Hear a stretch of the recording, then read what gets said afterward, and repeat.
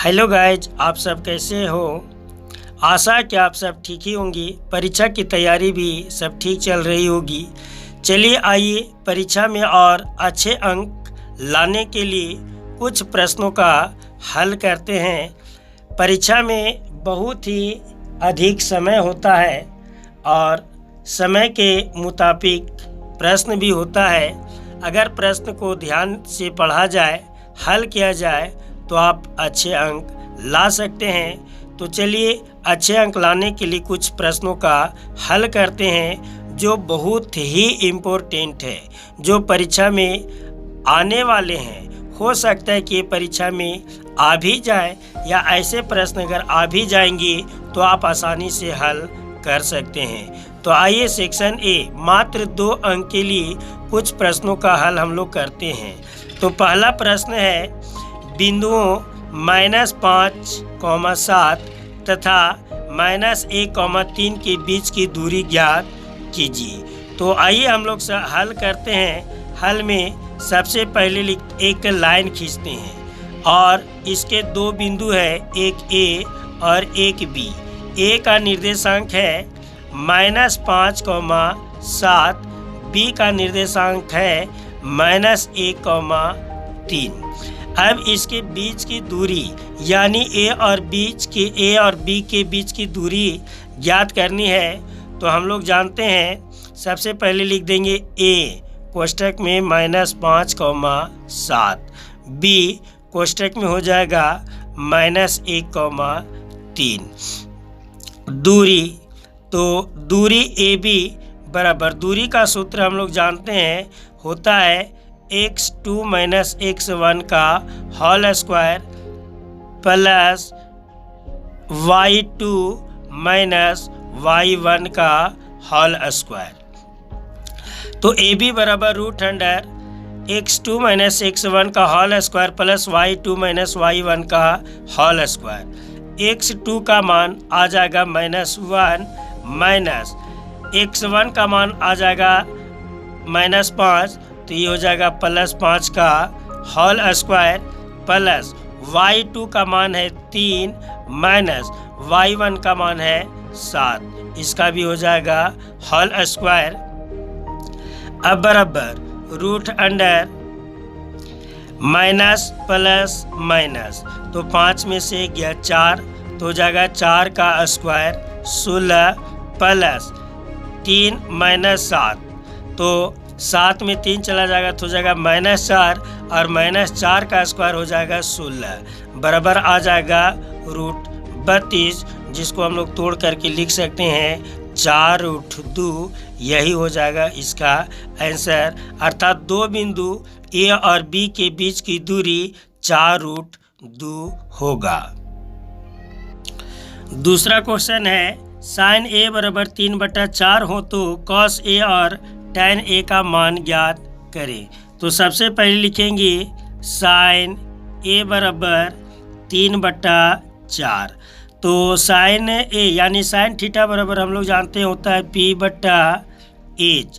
तो P बराबर हो गया 3, H बराबर हो गया 4 और B बराबर क्वेश्चन मार्क, यानी B का मान नहीं दिया गया है।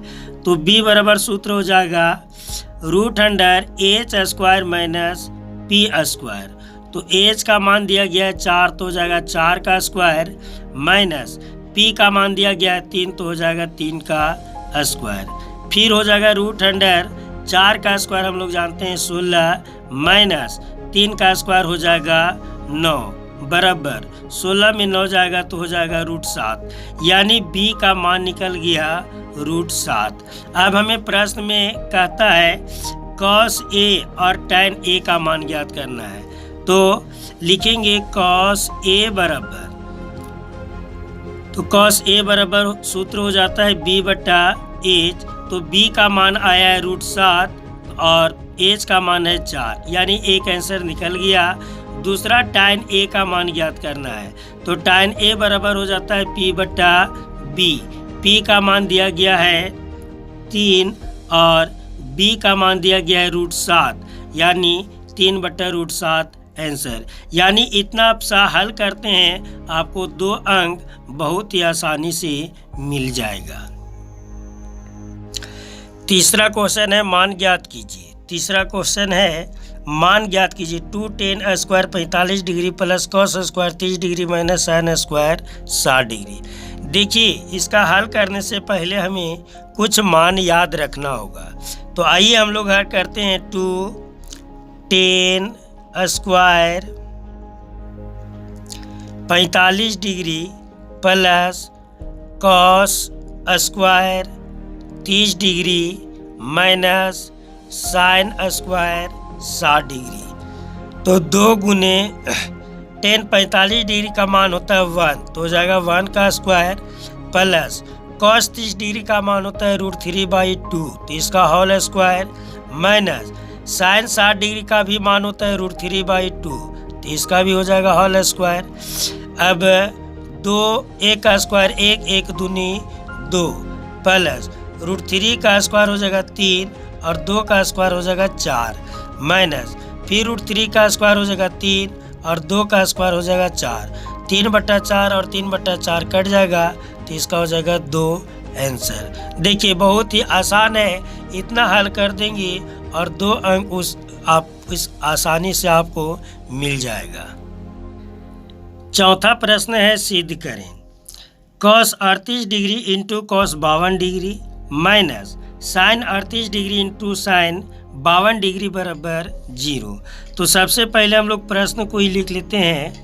cos 38 degree into cos 52 degree minus sin 38 degree into sin 52 degree बराबर 0।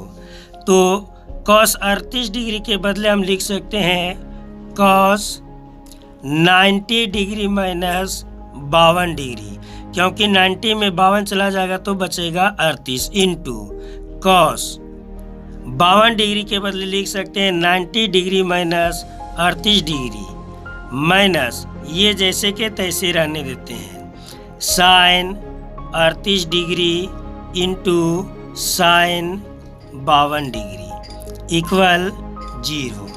तो cos 90 डिग्री माइनस 52 डिग्री बराबर ही हो जाएगा sin 52 degree into cos 90 degree minus 38 degree equal हो जाएगा sin 38 degree minus sin 38 degree into sin 52 degree बराबर 0।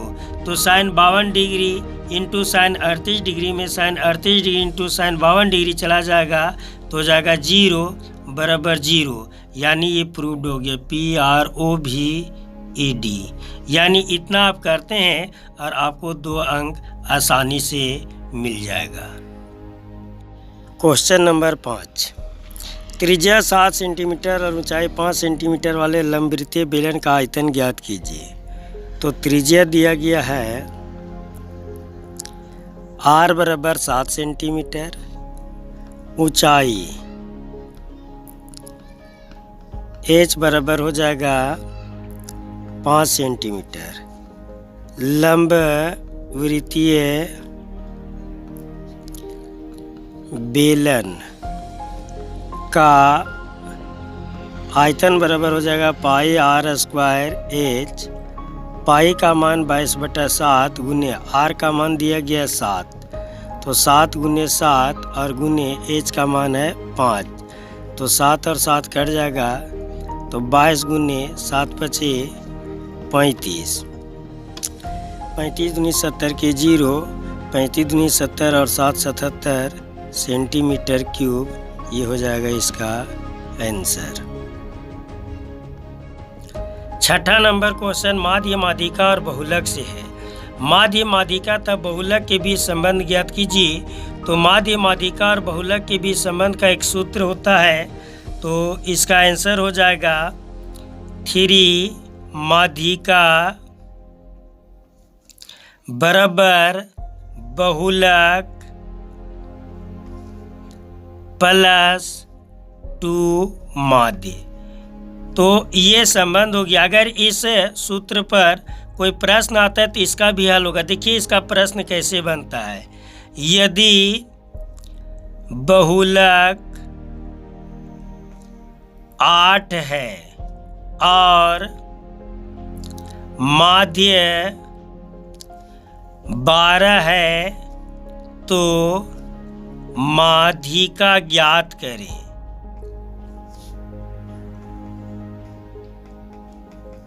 तो देखिए ये कितना आसानी से ज्ञात हो जाता है। बहुलक 8 है तो लिखेंगे बहुलक बराबर 8, माध्य बराबर 12, माध्यिका ज्ञात करना है। तो माध्यिका बराबर हो जाएगा क्वेश्चन मार्क। अभी एक सूत्र हमने पढ़ा यानी संबंध पढ़ा तो होता है 3 माध्यिका बराबर बहुलक प्लस 2 माध्य। तो इसी पर केवल मान बैठा देना है। 3 गुने माध्यिका, इसको तो निकालना है तो इसका मान तो दिया हुआ नहीं है, बराबर बहुलक का मान दिया गया था 8 प्लस 2 गुनी माध्य का मान दिया गया था 12। तो हो जाएगा 3 गुने माध्यिका बराबर 8 प्लस 12 दूनी 24। तो माध्यिका बराबर हो जाएगा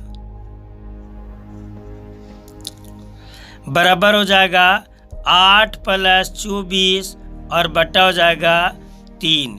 तो यहाँ पर 24 और 8 को जोड़ देंगे। 8 4 12 के 2 हाथ में 1, 2 और 1 3/3। यही हो जाएगा इसका आंसर। तो ऐसा प्रश्न देगा अगर 2 नंबर के तो आप इस सूत्र पर आसानी से मान बैठा सकते हैं और इसका हल कर सकते हैं। 7वां नंबर क्वेश्चन प्रायिकता से है। एक पासे को एक बार फेंका जाता है। एक पासे को एक बार फेंका जाता है। निम्नलिखित को प्राप्त करने की प्रायिकता ज्ञात कीजिए। पहला में कहता है एक विषम संख्या, दूसरा में कहता है एक सम संख्या। तो हल हम लोग करते हैं। सबसे पहले कुल परिणाम। तो कुल परिणाम बराबर हो जाएगा 6, क्योंकि पासा में हम लोग जानते हैं कि 1 से 6 तक गिनती होता है। 1 2 3 4 5 6। तो कुल परिणाम हो जाएगा 6। ए नंबर में कहता है एक विषम संख्या। तो एक विषम संख्या की संख्या बराबर हो जाएगा। तो विषम संख्या कर में देखते हैं कौन कौन है। 1 है, 3 है, 5 है, यानी इसकी संख्या हो जाएगा 3। तो प्रायिकता बराबर हो जाएगा 3/6। 3 एकम 3 दूनी 6, यानी 1/2 इसका हो जाएगा आंसर। बी नंबर में कहता है एक सम संख्या। तो लिखते हैं एक सम संख्या की संख्या। तो एक सम संख्या की संख्या बराबर भी हो जाएगा 3। अब इसमें हम लोग देखते हैं सम संख्या कौन है। 2 है, 4 है, 6 है, 1 2 और 1 3, यानी इसकी भी संख्या 3 है। तो लिखेंगे प्रायिकता बराबर हो जाएगा 3 कुल परिणाम है 6। तो 3 एकम 3 दूनी 6, यानी इसका भी आंसर आएगा 1/2। देखिए कितना आसान है प्रायिकता का यह क्वेश्चन 2 अंक के लिए। प्रश्न संख्या 8। बिंदुओं 5, -6 और -1, 4 को जोड़ने वाले रेखाखंड को y अक्ष किस अनुपात में विभाजित करती है। यह जो प्रश्न है वो 3 अंक स्तरीय है। तो हम लोग देखते हैं बिंदुओं 5, -6 और -1, 4 को जोड़ने वाली तो एक रेखाखंड हम लोग बनाते हैं। सबसे पहले एक A और दूसरा B है। इसका है मान दिया गया है 5, -6 और B का मान हो जाएगा -1, 4। जोड़ने वाले रेखाखंड यानी रेखा का टुकड़ा y अक्ष। तो यहाँ पर एक बिंदु मारते हैं y। तो y अक्ष पर y होगा और x अक्ष पर 0 होगा। अक्ष किस अनुपात में विभाजित करती है? तो लिखते हैं a कोष्टक में 5, -6, b कोष्टक में हो जाएगा -1, 4।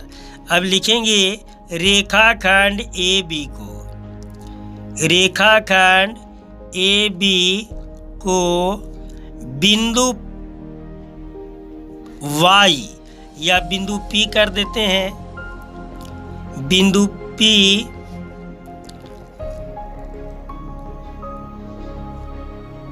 के अनुपात 1 के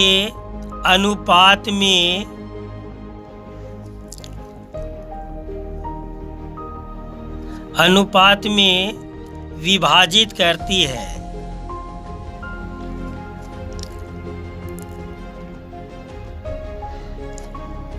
विभाजित करती है। तो यहाँ पर हम लोग को देखना है कि P कोष्टक में हो जाएगा 0, y। तो P एकड़ में इसमें x का मान दिया है, y का मान नहीं दिया गया है। तो x बराबर हो जाएगा kx2 + x1 बटा k + 1। x का मान दिया गया है 0, तो हो जाएगा k गुने x2। तो x2 का मान यहाँ से देखना हो जाएगा -1 और प्लस x1। तो x1 का मान यहाँ से देखना हो जाएगा 5 और बटा हो जाएगा k + 1। k बटा 1 हो जाएगा। k + 1 को 0 से गुना करेंगे तो 0 हो जाएगा। अब यहाँ बच गया k में -1 से गुना करेंगे तो हो जाएगा -k और प्लस 5 बराबर हो जाएगा 0। तो यहाँ -k बराबर हो जाएगा +5 है, उधर जाएगा तो हो जाएगा -5, यानी k बराबर हो गया 5 और बटा 1 या 5:1। यानी रेखाखंड AB को बिंदु P जो है वह 5:1 के अनुपात में विभाजित करती है। इतना करने के बाद यह 3 अंक अवश्य आपको मिल सकता है। तो ये सूत्र से आप किसी भी अनुपात को निकाल सकते हैं, चाहे वह x अक्ष पर हो चाहे वह y अक्ष पर हो।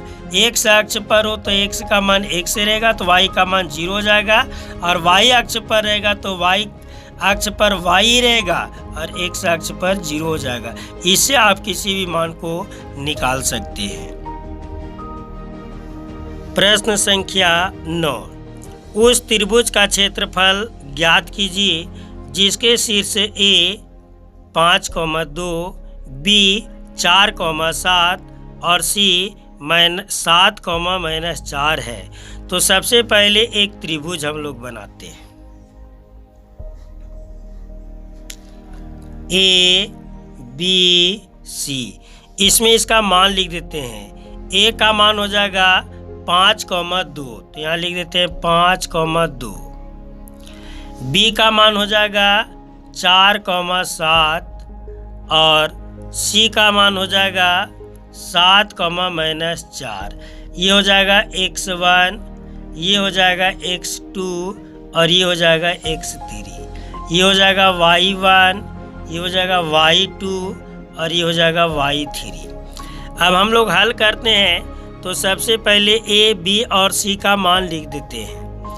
A को त्रिभुज की भुजाएं, त्रिभुज की शीर्ष, भुजाएं नहीं, त्रिभुज की शीर्ष A कोष्टक में हो जाएगा 5,2, B कोष्टक में हो जाएगा 4,7 और C कोष्टक में हो जाएगा 7,-4।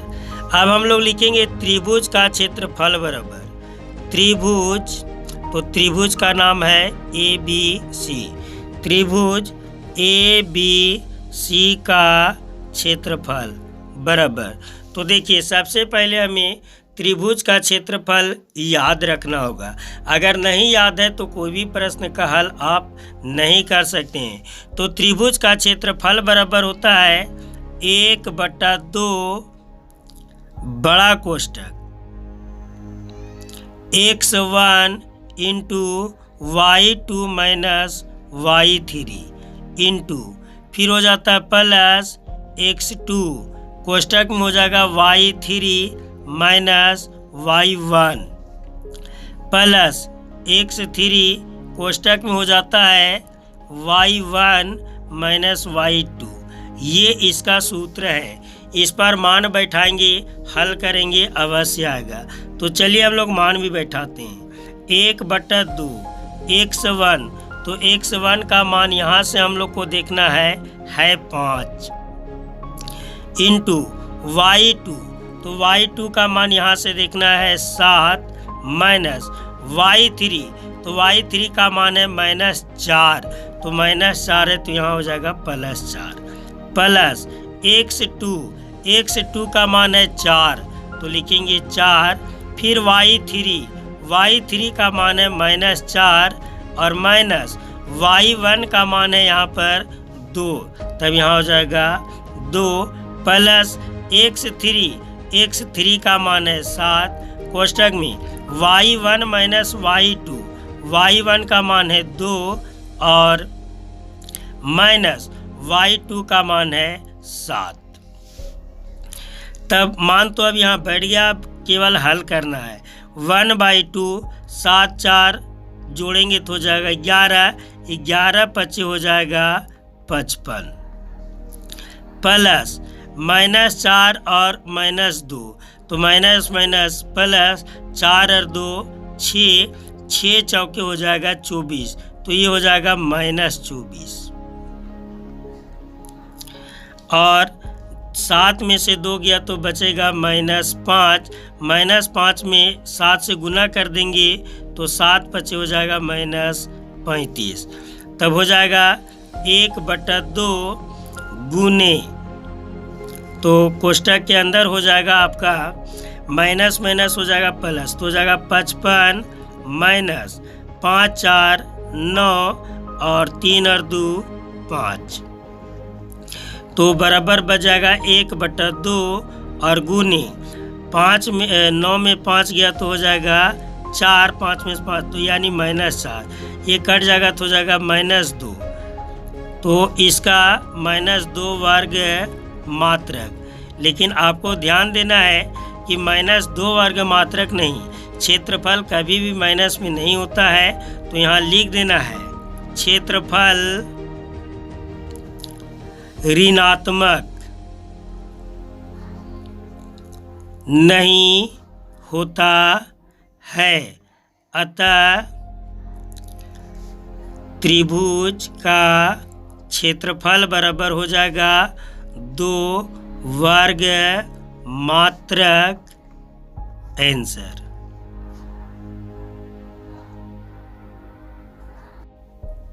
प्रश्न संख्या 10 बहुत ही आसान क्वेश्चन है। कहता धरती पर एक मीनार ऊर्ध्वाधर खड़ी है। मीनार के पाद बिंदु से 15 मीटर दूर स्थित बिंदु सी मीनार के शिखर का उन्नयन कोण 60 डिग्री है। मीनार की ऊंचाई ज्ञात कीजिए। तो फिर से एक बार हम लोग प्रश्न को पढ़ते हैं। धरती पर एक मीनार ऊर्ध्वाधर खड़ी है, तो एक मीनार का हम लोग चित्र बनाते हैं जो ए और बी है। कहता है मीनार के पाद बिंदु से 15 मीटर दूर, तो पाद बिंदु से 15 मीटर दूर एक बिंदु सी है स्थित बिंदु से, तो सी बिंदु है। मीनार के शिखर का उन्नयन कोण, तो शिखर के उन्नयन कोण दिया गया है 60 डिग्री। मीनार की ऊंचाई ज्ञात कीजिए। तो सबसे पहले लिखेंगे माना कि ए बी मीनार है तथा पाद बिंदु से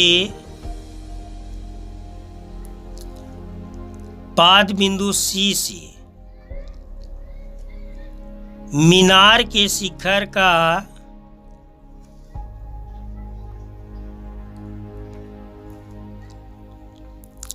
उन्नयन कोण 60 डिग्री है। तो दिया है BC बराबर 15 सेंटीमीटर 15 मीटर, एंगल ACB बराबर 60 डिग्री। निकालना है मीनार की ऊंचाई।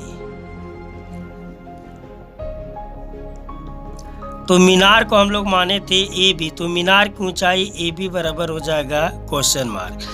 तो हम लोग इसमें बनाएंगे तो सबसे पहले लेंगे त्रिभुज ABC में मीनार की ऊंचाई ज्ञात करना, और ये दिया गया तो हो जाएगा AB बट्टा BC।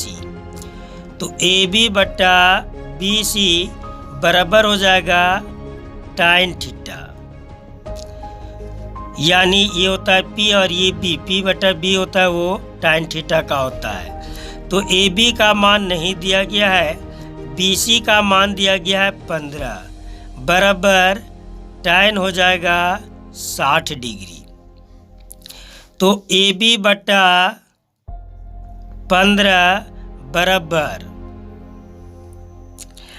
और tan 60 डिग्री का मान होता है √3, तो √3 बट्टा 1 हो जाएगा। अब कैंचिया गुना कर देंगे, AB को 1 से गुना करेंगे तो हो जाएगा AB, और 15 को √3 से गुना करेंगे तो हो जाएगा 15√3 मीटर। अतः मीनार की ऊंचाई AB बराबर हो जाएगा 15√3 मीटर आंसर। प्रश्न संख्या 11, यदि tan A बराबर cot B, यदि tan A बराबर cot B हो तो सिद्ध कीजिए कि A प्लस B बराबर 90 डिग्री। तो सबसे पहले लिखते हैं tan A बराबर cot B, ये दिया गया है, और सिद्ध करना है A प्लस B बराबर 90 डिग्री।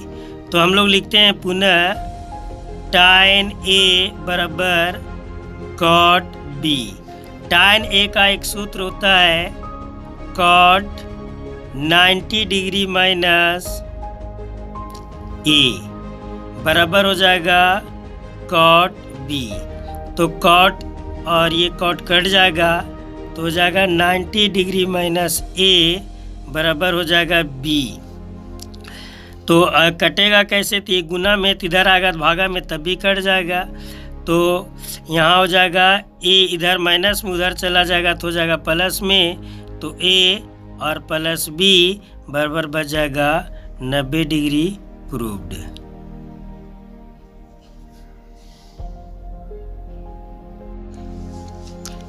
प्रश्न संख्या 12 और 13 अथवा में, देखिए रचना जब भी पूछेगा तो एक ही प्रश्न पूछता और अथवा में दो क्वेश्चन दे देता है, ताकि आप दो में से एक क्वेश्चन आसानी से बना सके। एक वृत्त से रहेगा और एक रेखा या त्रिभुज से रहेगा। तो पहला क्वेश्चन है 7.6 सेंटीमीटर लंबा एक रेखा खंड कीजिए और इसे 5:8 में विभाजित कीजिए। तो सबसे पहले हम इंच की सहायता से एक लाइन खींचेंगे जो 7.6 सेंटीमीटर का होगा। एक तरफ A लिखेंगे, एक तरफ B लिखेंगे, और यहाँ से एक 90 डिग्री से कम यानी न्यून कोण बनाएंगे और इसे परकाल की सहायता से तो 7 और 6 13 बराबर भागों में काटेंगे। तो परकाल लगभग 1 सेंटीमीटर या 1 सेंटीमीटर से अधिक भी हो तो कोई दिक्कत नहीं है, यानी 1 सेंटीमीटर लगभग फैला करके इसे 13 भागों में काटेंगे।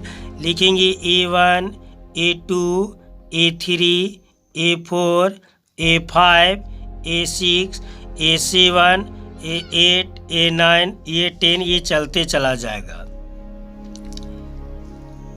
और लास्ट ये A13 तक जाएगा।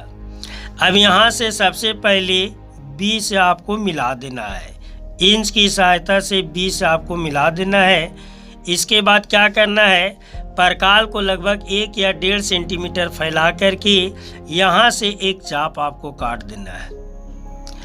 अब यहाँ कहता है कि इसे 5:8 में 5:8 में, तो 8 5 13 होता है, इसलिए इसे 13 भागों में काटा गया है। 5:8, तो आपको A5 पर जाना है। यहाँ जो चाप हम लोग परकाल की सहायता से काटे थे वही चाप आपको A5 पर जो है परकाल की सहायता से एक चाप काट देना है। इसके बाद इसे परकाल की सहायता से माप देना है और माप करके परकाल को यहाँ बैठा करके एक चाप यहाँ काट देना है और A5 से इसे खींच देना है। यानी ये रेखा और ये रेखा समांतर होनी चाहिए। अभी तो हम नाप करके नहीं बनाए इसलिए समांतर नहीं है, लेकिन ये दोनों रेखाएं समांतर होनी चाहिए और यहाँ नाम लिख देंगे C, अर्थात A और B रेखा को 5:8 यानी AC बराबर हो जाएगा 5 भाग और BC बराबर हो जाएगा 8 भाग। इसी का दूसरा क्वेश्चन कहता है 5 सेंटीमीटर त्रिज्या का एक वृत्त। तो सबसे पहले 5 सेंटीमीटर परकाल को फैला लेंगे और एक वृत्त बनाएंगे जिसका केंद्र यहाँ होगा और एक त्रिज्या खींच देंगे जो कितना सेंटीमीटर का होगा, तो प्रश्न में कहता है 5 सेंटीमीटर का। और यहाँ से एक चाप काटेंगे और प्रश्न में कहता है कि स्पर्श रेखाएं खींची जो परस्पर 60 डिग्री के कोण पर झुकी हो। तो 60 डिग्री का दुगना होता है 120 डिग्री का, तो यहाँ केंद्र पर से हम 120 डिग्री का कोण काटेंगे। तो एक चाप काटेंगे और पहला चाप काटेंगे 60 डिग्री का, दूसरा चाप काटेंगे तो हो जाएगा 120 डिग्री का और इसे ऐसे खींच देंगे। तो ये कोण हो गया 120 का। अब यहाँ पर लिख देते हैं A और यहाँ लिख देते हैं B। A पर 90 डिग्री का कोण बनाएंगे, तो एक चाप काटेंगे 60 डिग्री का, दूसरा 120 डिग्री का। 60 और 120 से आप काटेंगे तो ये हो जाएगा 90 डिग्री का। और B पर भी आपको 90 डिग्री का कोण बनाना है। तो पहला चाप, दूसरा चाप और दोनों चाप से एक चाप काटेंगे तो हो जाएगा ये 90 डिग्री का। और ये दोनों रेखाएं जहाँ मिल जाती हैं वहाँ पर लिख देंगे C, अर्थात ये हो जाएगा 60 डिग्री का। यानी ये दो स्पर्श रेखाएं जो है एक वृत्त पर 60 डिग्री के कोण पर झुकी हुई होगी। ये क्वेश्चन प्रायिकता से और सबसे आसान क्वेश्चन है। कहता एक थैले में एक लाल, 5 काली और 3 नीली गेंद है। निशा बिना थैले के अंदर झांके इसमें से एक गेंद निकालती है। इसकी क्या प्रायिकता है कि वह गेंद काली है, लाल है, नीली है। तो सबसे पहले हल करते हैं, तो लिखते हैं कुल गेंदों की संख्या। कुल गेंदों की संख्या बराबर हो जाएगा 1 + 5 + 3, 5 3 8 और 1 हो जाएगा 9। ए में कहता है काली है, तो लिखते हैं काली गेंद की संख्या। काली गेंद की संख्या, तो काली गेंद की संख्या बराबर 1, इसलिए प्रायिकता बराबर हो जाएगा 1/9। ये हो जाएगा आंसर। बी नंबर में कहता है लाल है, तो लिखते हैं लाल गेंद की संख्या। लाल गेंद की संख्या बराबर, तो लाल गेंद की संख्या है 5, नहीं, लाल गेंद की संख्या बराबर 1। और यहाँ मिस्टेक हो रहा है, काली गेंद सबसे पहले कहता है काली, तो काली गेंद की संख्या दिया गया है 5, तो यहाँ मिस्टेक है। काली गेंद की संख्या 5 है, तो इसका आंसर हो जाएगा 5/9। लाल गेंद की संख्या, तो यहाँ लाल गेंद की संख्या 1 है, तो इसकी संख्या 1, तो इसकी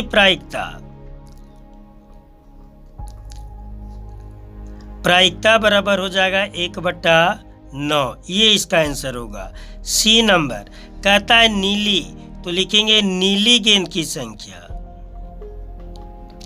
नीली गेंद की संख्या, तो नीली गेंद की संख्या यहाँ पर दिया गया 3, तो बराबर हो जाएगा 3, इसलिए प्रायिकता बराबर हो जाएगा 3/9। 3 एकम 3, 3 तिया 9, तो इसका आंसर हो जाएगा 1/9। यही हो जाएगा इसका आंसर। 1/9 नहीं, 1 काट दिए तो 1 हो जाएगा 3।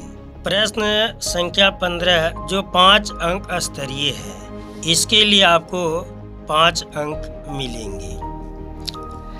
कहता है 7 मीटर ऊंचे एक भवन के शिखर के एक केबल टावर के शिखर का उन्नयन कोण 60 डिग्री है और इसके पाद का अवनमन कोण 45 डिग्री है। टावर की ऊंचाई ज्ञात कीजिए। 7 मीटर ऊंचे एक भवन, तो सबसे पहले एक भवन बनाते हैं जो 7 मीटर का है। कहता है भवन के शिखर से एक केबल टावर, तो सबसे पहले एक केबल टावर बनाते हैं के शिखर से इसका अवनमन कोण दिया गया है, उन्नयन कोण, अवनमन नहीं, उन्नयन कोण दिया गया है 60 डिग्री। तो इसको डॉट डॉट से मार देते हैं तो यहाँ हो जाएगा ये 60 डिग्री। और इसके पाद का यानी जो टावर है इसके पाद का अवनमन कोण दिया गया है 45 डिग्री। तो नाम अब हम लिख देते हैं A B C D E। नाम आप कहीं से भी लिख सकते हैं, बनाएंगे तो वही बनेगा। तो लिखते हैं माना कि AB बराबर 7 मीटर एक भवन के शिखर से एक टावर CE का उन्नयन कोण 60 डिग्री है तथा पाद का अवनमन कोण 45 डिग्री है। आप यहाँ से यहाँ भी 45 डिग्री लिख सकते हैं, तब भी बनेगा। नहीं भी लिखेंगे तो आपको ACD लेना होगा। अगर लिख देते हैं तो ABC से भी लेते हैं। तो चलिए हम लोग ABC से ही लेते हैं। तो सबसे पहले दिया है AB बराबर 7, तो AB बराबर 7 है तो CD बराबर भी 7 होगा। तो लिख देते हैं CD बराबर 7 मीटर। BC बराबर AD, जो दिया गया नहीं है लेकिन बराबर है, मान नहीं दिया गया है, तो BC बराबर AD। एंगल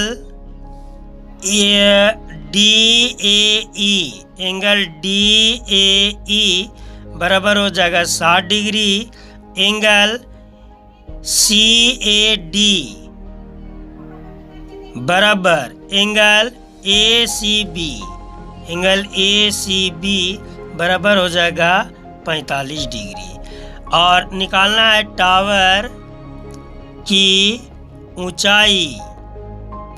तो टावर की ऊंचाई को हम लोग माने हैं CE, तो CE बराबर हो जाएगा क्वेश्चन मार्क।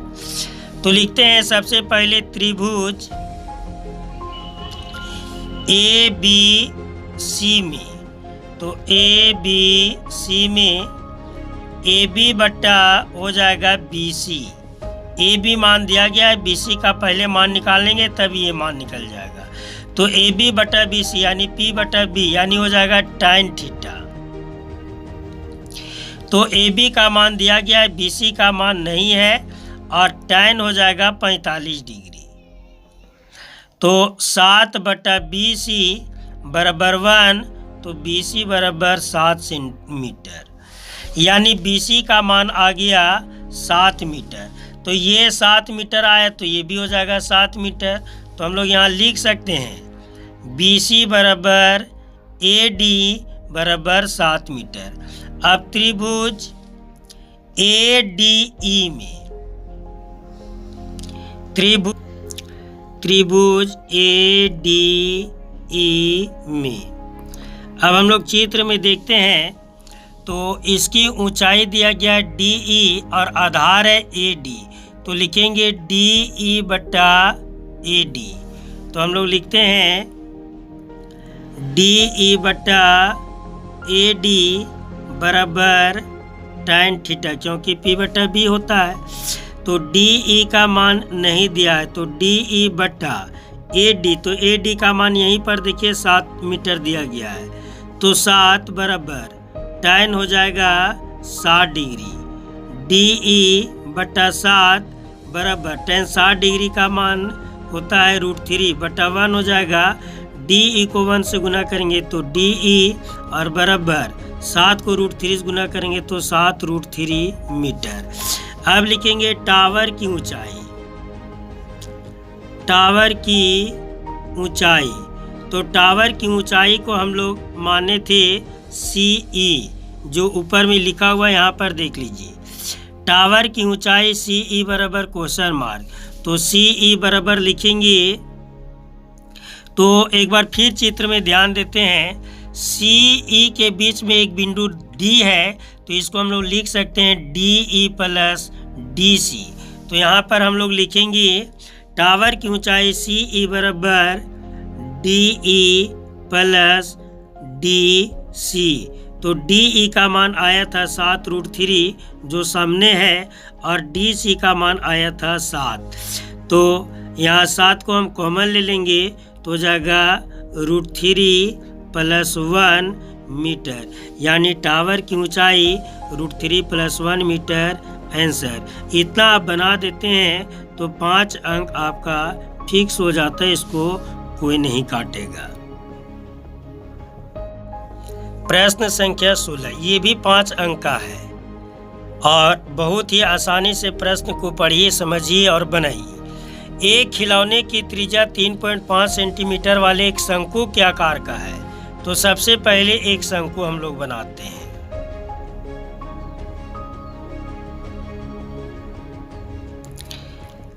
जिसका त्रिज्या दिया गया है 3.5।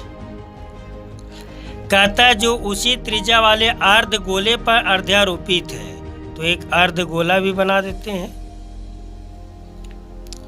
इसी पर अर्ध्यारोपित है। उस खिलौने की संपूर्ण ऊंचाई, तो इसकी कुल ऊंचाई दिया गया है 15.5 सेंटीमीटर। तो यहाँ पर अब ध्यान देने की योग्य बातें हैं कि इसकी त्रिज्या दिया गया है 3.5, तो शंकु की ऊंचाई हो जाएगा 15.5 में ये 3.5 है वो घट जाएगा, तो ये आ जाएगा 12 सेंटीमीटर। तो हम लोग जो पहले दिया गया उसे लिख लेते हैं। दिया है त्रिज्या R बराबर 3.5 सेंटीमीटर। खिलौने की ऊंचाई, खिलौने की कुल ऊंचाई बराबर दिया गया है 15.5 सेंटीमीटर। इसलिए शंकु की ऊंचाई, शंकु की ऊंचाई H बराबर हो जाएगा 15.5 माइनस 3.5। 5 में 5 गया 0, 15 में 3 गया तो 12 सेंटीमीटर। अब यहाँ हम लोग को निकालना है खिलौने का संपूर्ण पृष्ठीय क्षेत्रफल। तो हम लोग को ध्यान देना है कि खिलौना 2 चीज मिलकर के बना है, एक अर्धगोला है और एक शंकु है। दोनों का पृष्ठीय क्षेत्रफल को जोड़ देंगे तो लिखते हैं खिलौने का संपूर्ण पृष्ठीय क्षेत्रफल बराबर अर्धगोला का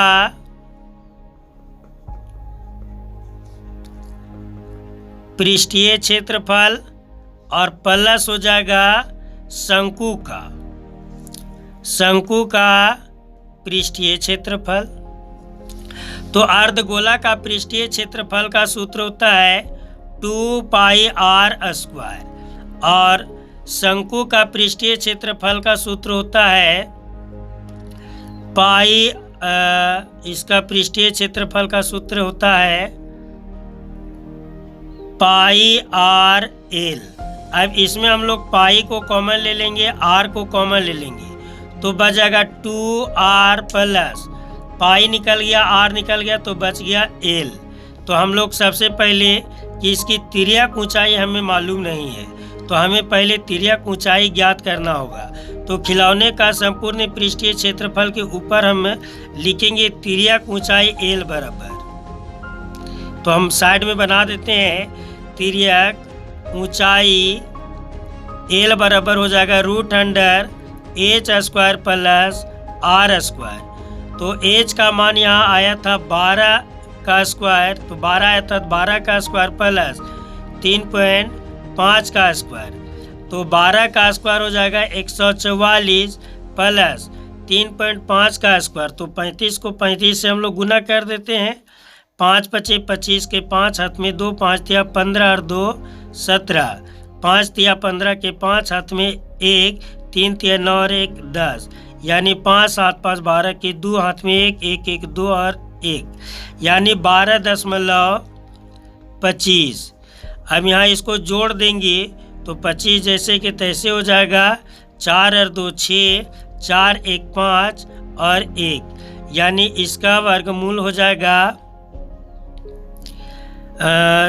156.25 है तो इसका वर्गमूल हो जाएगा 12.5 सेंटीमीटर। तो अब यहाँ हम लोग मान बैठा देते हैं। पाई का मान लेना है 22/7, आर का मान दिया गया था 3.5 इंटू 2 गुने आर का मान था 3.5 प्लस एल का मान आया है 12.5।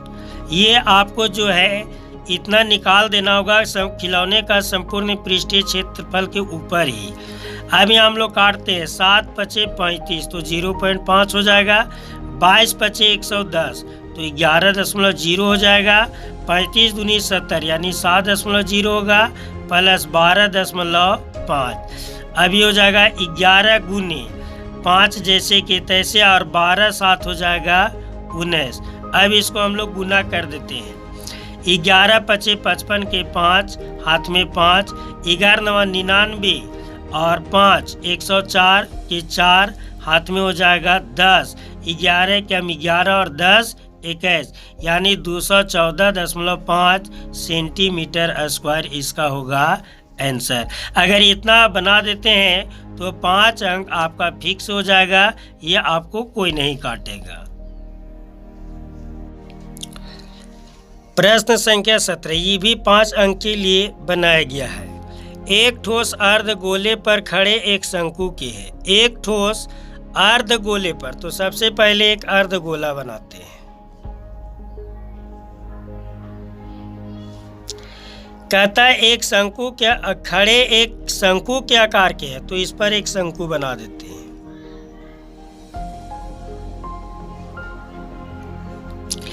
जिसकी त्रिज्या 1 सेंटीमीटर है, इसकी त्रिज्या 1 सेंटीमीटर है और शंकु की ऊंचाई उसकी त्रिज्या के बराबर है, यानी इसकी ऊंचाई भी 1 सेंटीमीटर है। इस ठोस का आयतन पाई के पदों में ज्ञात कीजिए। तो सबसे पहले लिखते हैं अर्धगोले की त्रिज्या। अर्धगोले की त्रिज्या r बराबर 1 सेंटीमीटर। ऊंचाई शंकु की ऊंचाई h बराबर भी दिया गया है 1 सेंटीमीटर, यानी त्रिज्या और शंकु की ऊंचाई जो एक दूसरे के बराबर है।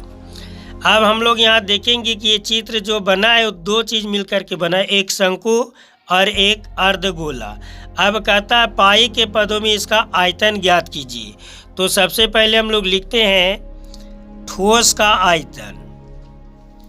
ठोस का आयतन, तो ठोस का आयतन बराबर होगा अर्धगोला का आयतन प्लस शंकु का आयतन। अब यहाँ सूत्र बैठाएंगे तो अर्धगोला का आयतन का सूत्र होता है 2/3 पाई r क्यूब प्लस शंकु का आयतन का सूत्र होता है 1/3 पाई r स्क्वायर एच। अब यहाँ कॉमन लिया गया 1/3, तो कोष्टक 1/3 पाई कॉमन लिया गया, आर स्क्वायर कॉमन लिया गया, तो बच जाएगा 2r प्लस 1/3 निकल गया, पाई आर स्क्वायर निकल गया, तो h बच जाएगा। तो जाएगा 1/3 पाई के पदों में ज्ञात करना है, इसलिए पाई का मान नहीं लिखना है, ये ध्यान देना है। आर का मान 1, तो 1 का स्क्वायर हो जाएगा इंटू 2 गुने आर का मान 1 प्लस एच का भी मान 1, तब हो जाएगा 1/3 पाई, और 1 से गुना करेंगे तो 1 ही हो जाएगा, 2 एकम 2 और प्लस एच का मान यहाँ बैठाना है 1, तो 2 और 1 हो जाएगा 2 एकम 2 और प्लस 1, तब हो जाएगा 1/3 गुने पाई और गुने 2 और 1 3, तब यहाँ पर 3 और 3 जो है वह कट जाएगा।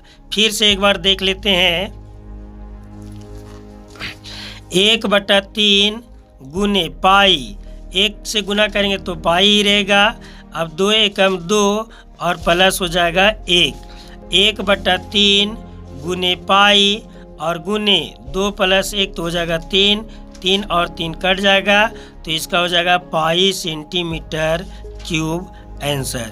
इतना आप कर देंगे 5 अंक आपको मिलेगा। प्रश्न संख्या 18 जो माध्य निकालने के लिए भी 5 अंक का आता है प्रश्न में। कहता है निम्न आंकड़ों से माध्य ज्ञात कीजिए, तो 2 कॉलम दिया गया है, एक वर्ग अंतराल का, एक बारंबारता का। आपको इस तरह से 4 कॉलम बना देना हल करने में। वर्ग अंतराल किताब में दिया रहेगा, बारंबारता भी दिया रहेगा। एक साई जो वर्ग चिन्ह होता है, 10 और 0 को जोड़ेंगे तो 10, 10 का आधा हो जाएगा 5, 20 और 10 30, 30 का आधा हो जाएगा 15, 30 20 50 और 50 का आधा हो जाएगा 25। तो 5 में 10 जोड़े 15, 15 में 10 जोड़ेंगे 25, 25 में 10 जोड़ेंगे तो 35, 35 में 10 जोड़ेंगे 45 और 45 में 10 जोड़ेंगे तो 55। अब यहाँ लिखा है ए पाई गुने 1 से, यानी ये दोनों को गुना कर देना है। 5 25 25 15 18 20 80, यानी दोनों को गुना करके इसमें भर देना है और इसको जोड़ देना और बारंबारता को भी जोड़ देना है।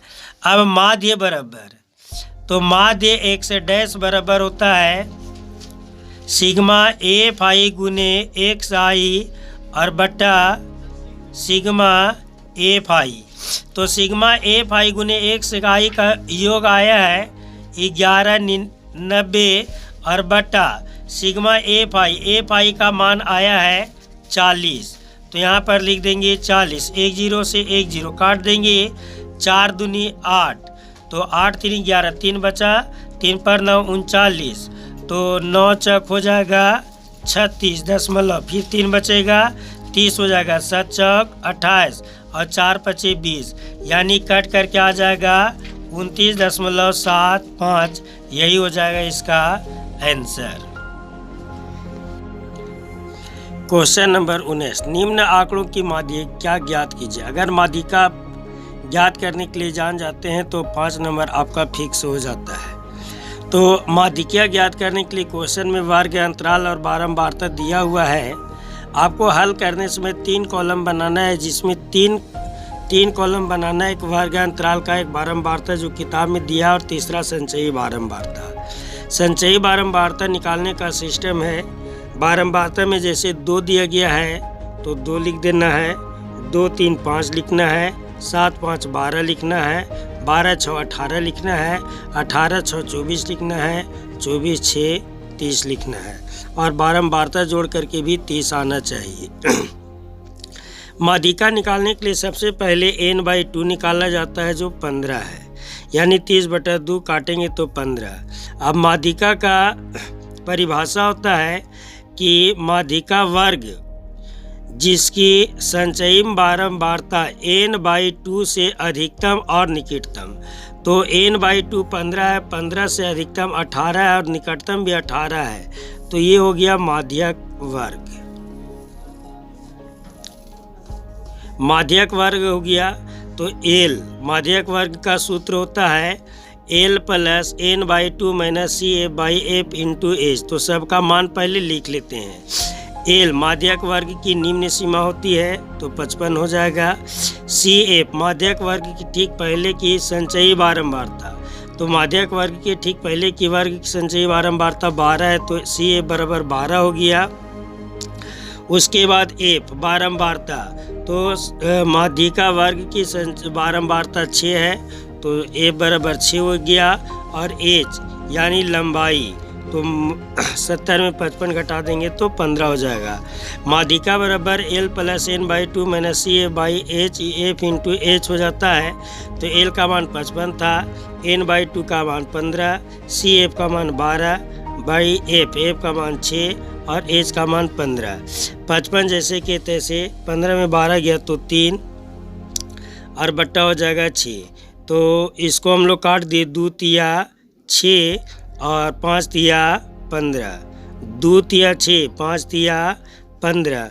अब 55 प्लस 5 तिया 15 हो गया और बटा 2 से ये 7.5 से कट जाता है, तो 15 प्लस 7.5 जोड़ देते हैं तो बस 62.5 इसका हो जाता है आंसर।